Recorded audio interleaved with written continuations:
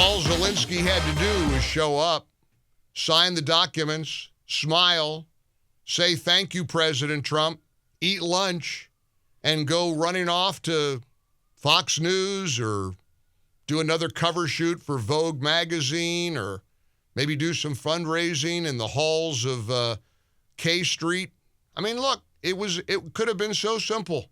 Instead, it turned into this.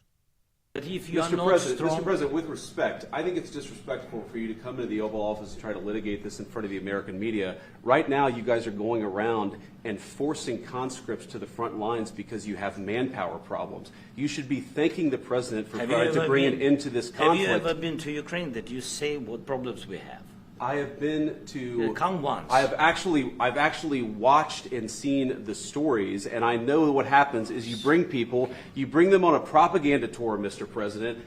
Do you disagree that you've had problems bringing people into your military? We have problems. And do you think that it's respectful to come to the Oval Office of the United States of America and attack the administration that is trying to prevent the destruction of your country? A lot of questions. Let's start from the beginning. Sure. First of all, during the war, everybody has problems. Even you, but you have nice ocean and don't feel now, but you will feel it in the future.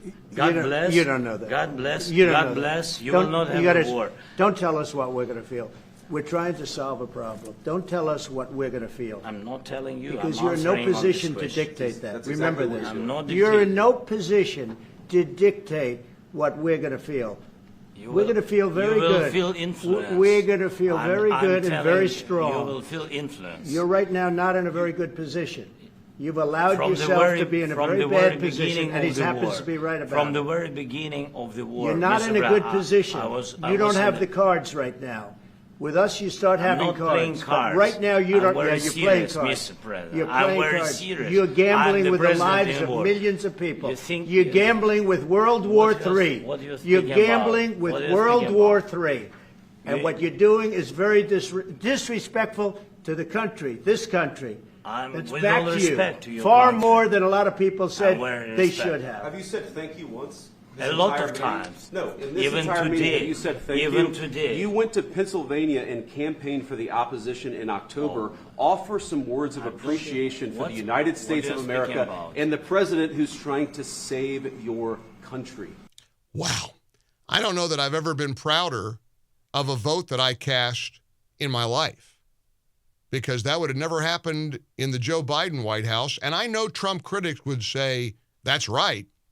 I know people who hate Trump long for the days of backroom meetings where things are conducted in secret. The American people have no benefit of any understanding of what's really at stake. And look, now we see that the UK and France and Europe are stepping up, and they're going to increase their support for Ukraine.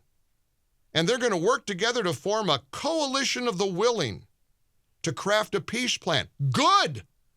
Good. Step up, Europe. This isn't our war. Never was our war. And all of it hinges on one thing: Zelenskyy wanting Trump to take a side between Ukraine and Russia, and Trump's refusal to do so. Look, this is simple. You want to go to war with Russia?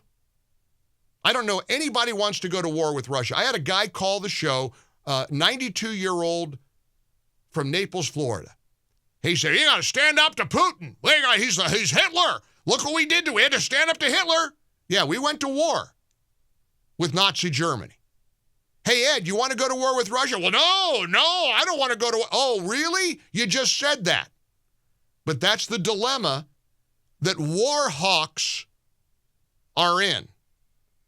That's what the Karl Roves and the Republican establishment, who never saw a forever war they didn't love. Ask the American people, and I've asked you this question over and over and over again. You want to go to war with Russia?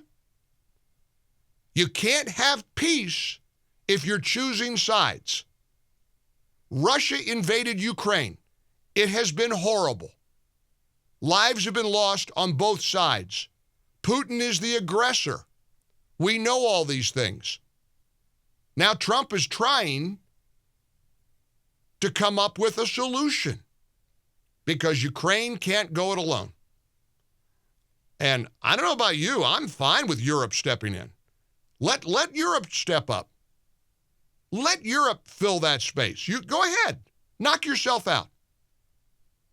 Because the day should never come when we are sending our kids to Moscow. Real simple. But anyway, here's Lindsey Graham. Now, again, Lindsey has been buddy-buddy with Zelenskyy, and we've got to save Ukraine, and we've got to stand up for Ukraine, and Slava Ukraina, and all this stuff. Senator Graham, after the Friday Oval Office meeting, is now struck a decidedly different tone.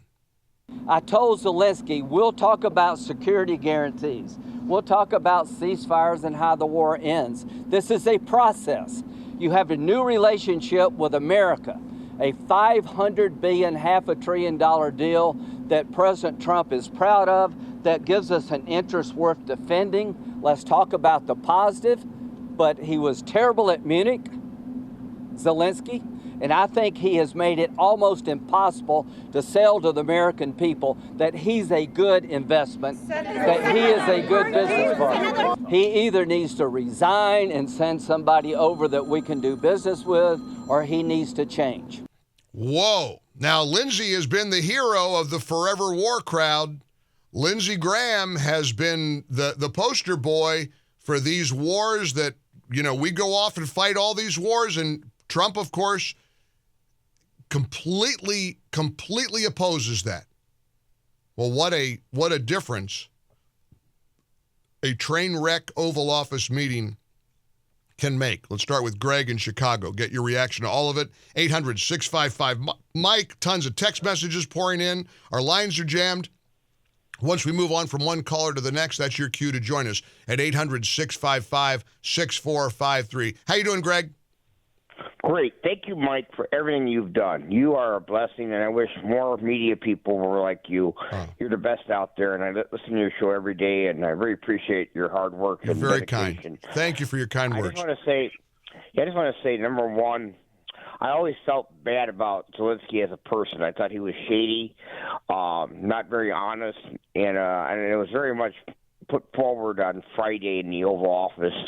Two, it's so refreshing to see this administration be so transparent. I mean, over an hour's coverage of the cabinet meeting, Donald Trump, when he signs something, he has the media there and the people see it.